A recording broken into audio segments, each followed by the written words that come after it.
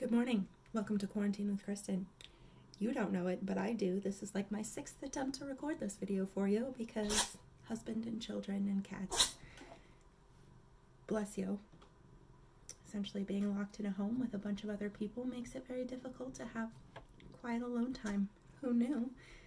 Anyway, so I've set up temporary base camp down here in my library, which, if you're wondering, yes, that is a giant shelf of Legos behind me. I am that cool.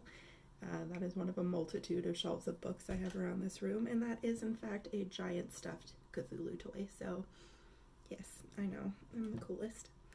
Anyway, I know it's only been about 3 days, but I feel like I've already forgotten how to talk to people. So I figured instead of sending emails, I would occasionally send a video update to you all. Just letting you know about any important updates regarding FRCC and the COVID situation, regarding any tasks that I might have for you, questions, etc. I will, of course, keep communicating via email as well, but at least this way I get some face-to-face interaction time. Clearly I need it. I'm starting to go crazy.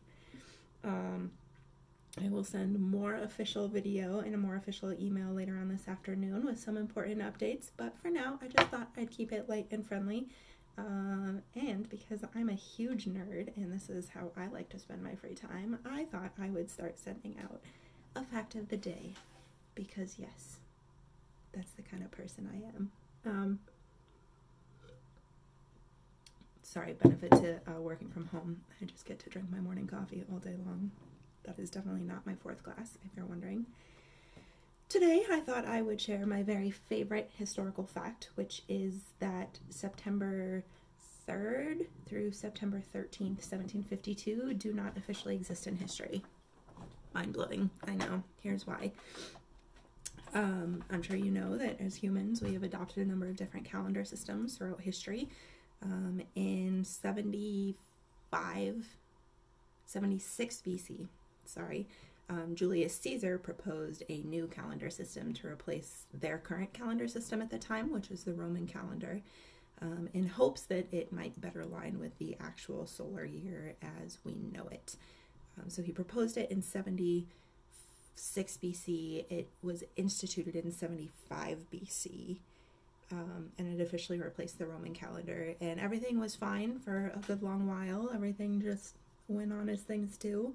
But during the Middle Ages, it actually became very apparent that the Julian calendar had kind of messed up its leap year formula, and it had a tendency to add an extra day into the year every 128 years.